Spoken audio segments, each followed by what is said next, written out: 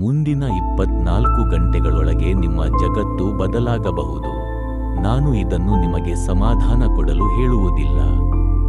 ಒಂದು ಕ್ಷಣ ಉತ್ಸಾಹ ನೀಡಿ ಮತ್ತೆ ಅದೇ ಸ್ಥಿತಿಯಲ್ಲಿ ಬಿಡಲು ಹೇಳುವುದಿಲ್ಲ. ನಾನು ಇದನ್ನು ಹೇಳುವುದು ನನ್ನ ಜೀವನದಲ್ಲಿ ನಾನು ಇದನ್ನು ಸಾಬೀತುಪಡಿಸಿದ್ದೇನೆ. ಮತ್ತೆ ಹಲವರ ಜೀವನದಲ್ಲೂ ಇದನ್ನು ನಾನು ನೋಡಿದ್ದೇನೆ. ಶಾಂತವಾಗಿ, ಸರಳವಾಗಿ, ಯಾವುದೇ ಪ್ರದರ್ಶನವಿಲ್ಲದೆ, ಯಾವುದೇ ಹೋರಾಟವಿಲ್ಲದೆ, ವರ್ಷಗಳ ಕಾಲ ಬೇಕೆಂದು ಜನರು ನಂಬುವ ಪ್ರಯತ್ನವಿಲ್ಲದೆ, ಇಂದು ರಾತ್ರಿ, ತಿಂಗಳುಗಳಲ್ಲ, ವರ್ಷಗಳಲ್ಲ, ಇಂದೇ ರಾತ್ರಿ ನೀವು ಈಗ ಹಣದ ಒತ್ತಡದೊಂದಿಗೆ ಕುಳಿತಿರಬಹುದು.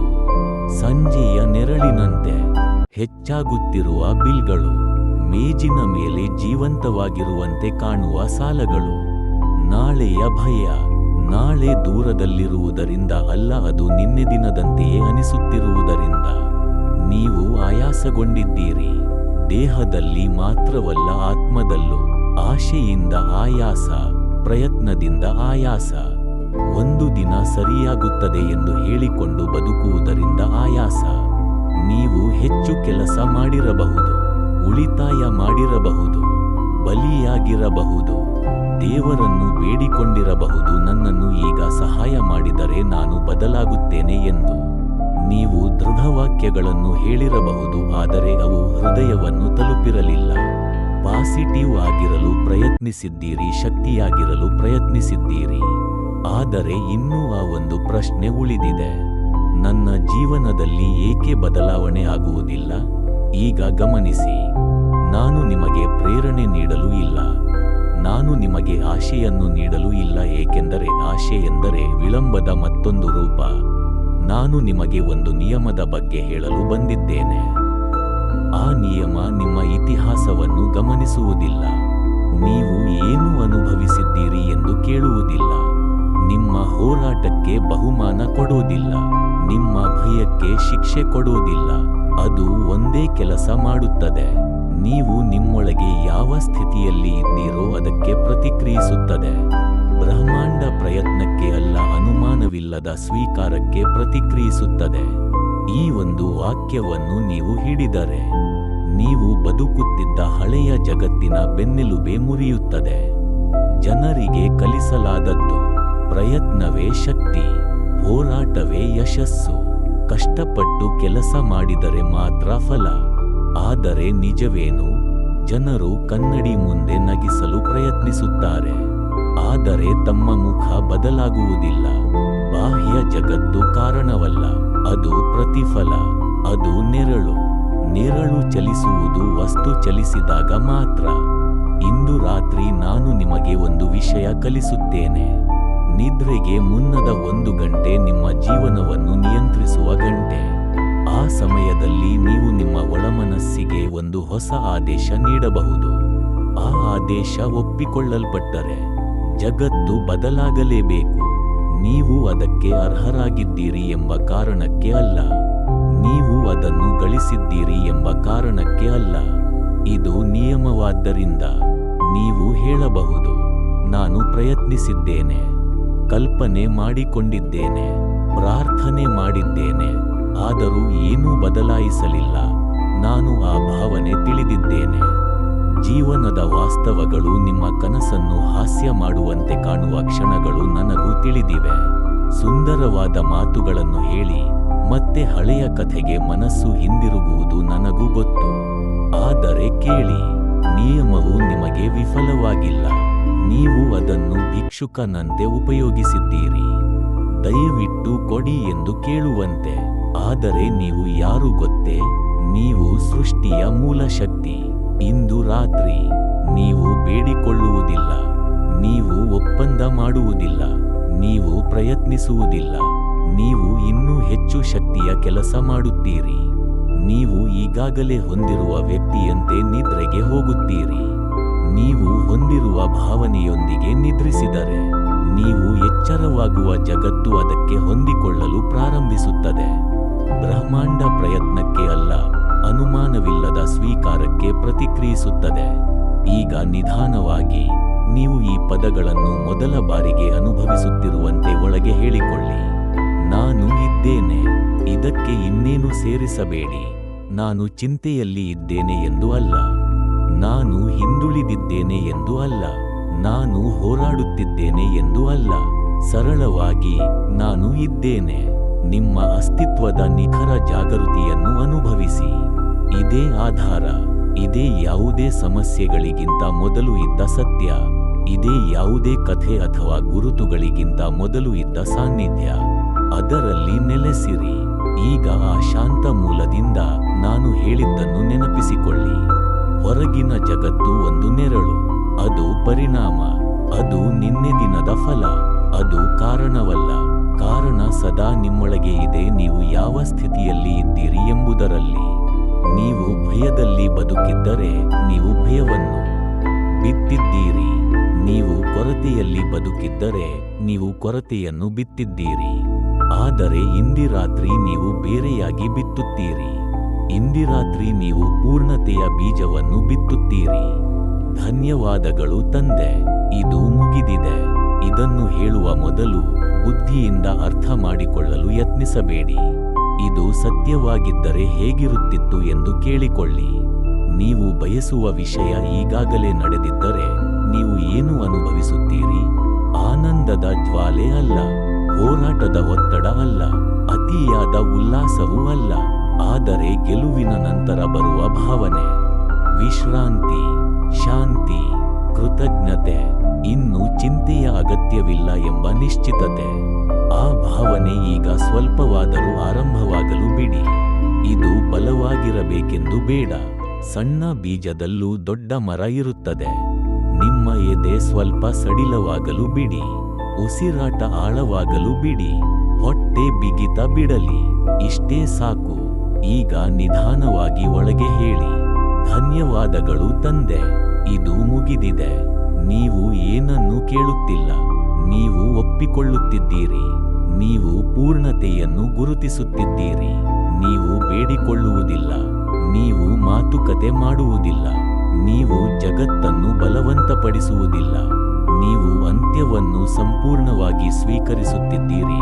ಅದರಿಂದ ಕೃತಜ್ಞತೆ ಸ್ವಾಭಾವಿಕವಾಗಿ ಬರುತ್ತದೆ.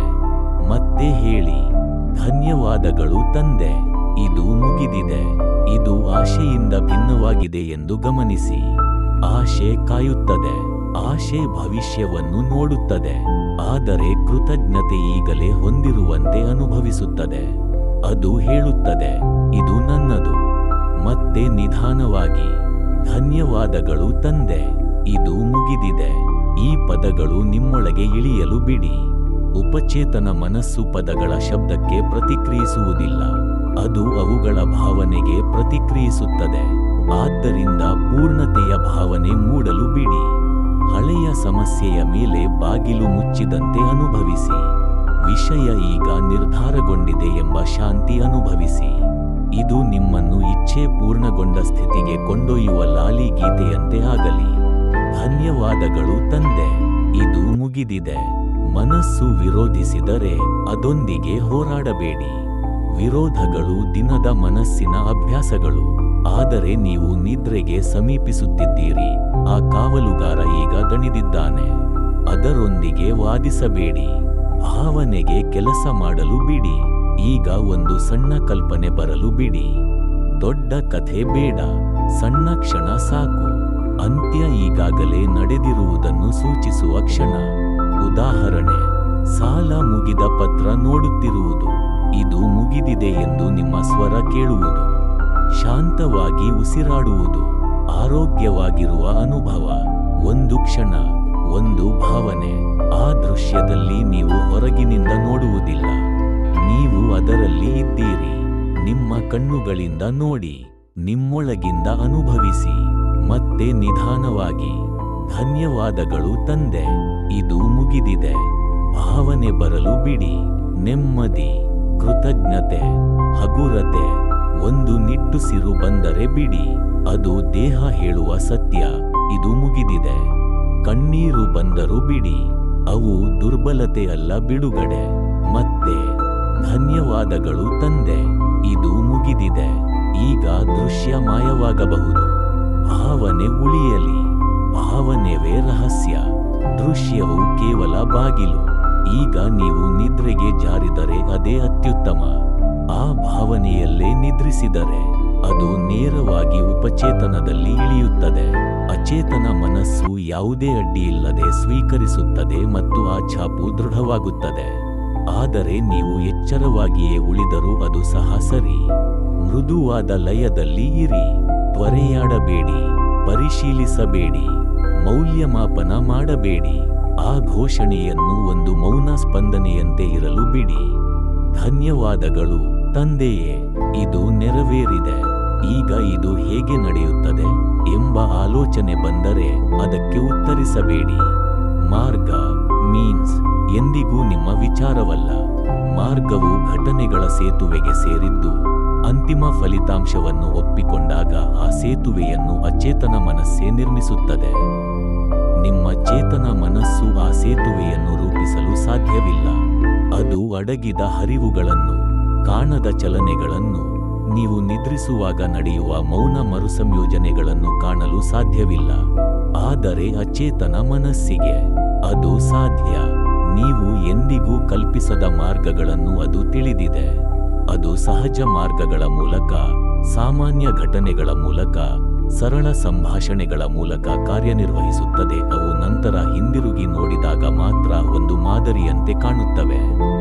ಆದ್ದರಿಂದ ಮನಸ್ಸು ಹೇಗೆ ಎಂದು ಕೇಳಿದಾಗ ಮತ್ತೆ ಘೋಷಣೆಗೆ ಮರಳಿ ಬನ್ನಿ, ಏಕೆಂದರೆ ಘೋಷಣೆಯೇ ಅಂತಿಮವಾಗಿದೆ ಮತ್ತು ಅಂತಿಮದಲ್ಲೇ ಎಲ್ಲಾ ಮಾರ್ಗಗಳಿವೆ. ಧನ್ಯವಾದಗಳು ತಂದೆಯೇ, ಇದು ನೆರವೇರಿದೆ. ಈಗ ನಾನು ತಪ್ಪಾಗಿ ಮಾಡುತ್ತಿದ್ದೇನೆ ಎಂಬ ಮತ್ತೊಂದು ಆಲೋಚನೆ ಬಂದರೆ ಅದಕ್ಕೆ ಶಾಂತಿಯೊಂದಿಗೆ ಉತ್ತರಿಸಿ. ನೀವು ಯಾರಿಗೂ ತೋರಿಸಲು ಮಾಡುತ್ತಿರುವುದಿಲ್ಲ. ನೀವು ಒಂದು ಸ್ಥಿತಿಗೆ ಪ್ರವೇಶಿಸುತ್ತಿದ್ದೀರಿ. ತಪ್ಪಾಗುವ ಏಕೈಕ ಮಾರ್ಗವೆಂದರೆ ಭಯಕ್ಕೆ ಮರಳಿ ಹಳೆಯ ಕಥೆಯನ್ನು ಸತ್ಯವೆಂದು ಹಿಡಿದಿಡುವುದು. ಆದರೆ ನೀವು ಇಲ್ಲಿ ಇದ್ದರೆ, ನೀವು ಕೇಳುತ್ತಿದ್ದರೆ, ನೀವು ನಿಮಗೆ ತಣಿವು ಅನುಭವಿಸಲು ಅವಕಾಶ ಕೊಡುತ್ತಿದ್ದರೆ, ನೀವು ಈಗಾಗಲೇ ಸರಿಯಾಗಿ ಮಾಡುತ್ತಿದ್ದೀರಿ. ಅಚೇತನ ಮನಸ್ಸು ಕಷ್ಟಕರವಲ್ಲ, ಅದು ನಿಷ್ಠಾವಂತವಾಗಿದೆ. ನೀವು ಸತ್ಯವೆಂದು ಅನುಭವಿಸುವುದನ್ನೇ ಅದು ಸ್ವೀಕರಿಸುತ್ತದೆ. ಆದ್ದರಿಂದ ನಿಮ್ಮ ಏಕೈಕ ಕೆಲಸ ಅಂತಿಮವನ್ನು ಸತ್ಯವೆಂದು ಅನುಭವಿಸುವುದು. ಧನ್ಯವಾದಗಳು ತಂದೆಯೇ, ಇದು ನೆರವೇರಿದೆ. ಈಗ ಆ ಭಾವನೆಯನ್ನು ಇನ್ನಷ್ಟು ಆಳಗೊಳಿಸಲು ನಿಮಗೆ ನೀವು ಒಂದು ಸ್ಥಿತಿಗೆ ಪ್ರವೇಶಿಸುತ್ತಿದ್ದೀರಿ. ತಪ್ಪಾಗುವ ಏಕೈಕ ಮಾರ್ಗವೆಂದರೆ ಭಯಕ್ಕೆ ಮರಳಿ ಹಳೆಯ ಕಥೆಯನ್ನು ಸತ್ಯವೆಂದು ಹಿಡಿದಿಡುವುದು. ಆದರೆ ನೀವು ಇಲ್ಲಿ ಇದ್ದರೆ, ನೀವು ಕೇಳುತ್ತಿದ್ದರೆ, ನೀವು ನಿಮಗೆ ತಣಿವು ಅನುಭವಿಸಲು ಅವಕಾಶ ಕೊಡುತ್ತಿದ್ದರೆ, ನೀವು ಈಗಾಗಲೇ ಸರಿಯಾಗಿ ಮಾಡುತ್ತಿದ್ದೀರಿ. ಅಚೇತನ ಮನಸ್ಸು ಕಷ್ಟಕರವಲ್ಲ, ಅದು ನಿಷ್ಠಾವಂತವಾಗಿದೆ. ನೀವು ಸತ್ಯವೆಂದು ಅನುಭವಿಸುವುದನ್ನೇ ಅದು ಸ್ವೀಕರಿಸುತ್ತದೆ. ಆದ್ದರಿಂದ ನಿಮ್ಮ ಏಕೈಕ ಕೆಲಸ ಅಂತಿಮವನ್ನು ಸತ್ಯವೆಂದು ಅನುಭವಿಸುವುದು. ಧನ್ಯವಾದಗಳು ತಂದೆಯೇ, ಇದು ನೆರವೇರಿದೆ. ಈಗ ಆ ಭಾವನೆಯನ್ನು ಇನ್ನಷ್ಟು ಆಳಗೊಳಿಸಲು ನಿಮಗೆ ಶಾಂತಿಯನ್ನು ಅನುಭವಿಸಿ ಜಗತ್ತು ಶಾಂತಿಯನ್ನು ಕೊಡುತ್ತದೆ. ತಣಿವನ್ನು ಅನುಭವಿಸಿ ಜಗತ್ತು ತಣಿವನ್ನು ಕೊಡುತ್ತದೆ. ಕೃತಜ್ಞತೆಯನ್ನು ಅನುಭವಿಸಿ ಜಗತ್ತು ನಿಮಗೆ ಕೃತಜ್ಞರಾಗಲು ಕಾರಣಗಳನ್ನು ಕೊಡುತ್ತದೆ. ಧನ್ಯವಾದಗಳು ತಂದೆಯೇ, ಇದು ನೆರವೇರಿದೆ. ಈಗ ನೀವು ಬಯಸಿದರೆ ಒಳಗೆ ನಿಧಾನವಾಗಿ ಒಂದು ಸಣ್ಣ ದೃಢೀಕರಣವನ್ನು ಹೇಳಿಕೊಳ್ಳಿ, ಹೊಸ ಘೋಷಣೆಯಾಗಿ ಅಲ್ಲ, ಮೃದುವಾದ ದೃಢೀಕರಣವಾಗಿ. ಇದು ಪೂರ್ಣವಾಗಿದೆ. ಮತ್ತೆ ಆ 7 ಪದಗಳಿಗೆ ಮರಳಿ. ಧನ್ಯವಾದಗಳು ತಂದೆಯೇ, ಇದು ನೆರವೇರಿದೆ. ಆ ಪದಗಳು ನಿಮ್ಮೊಳಗೆ ಬೆಚ್ಚಗಿನ ಎಣ್ಣೆಯಂತೆ ಹಾಯಾಗಿ ಒಳನುಗ್ಗಲಿ, ಒಳಗಿನ ಘರ್ಷಣೆಯನ್ನು ಶಮನಗೊಳಿಸಲಿ.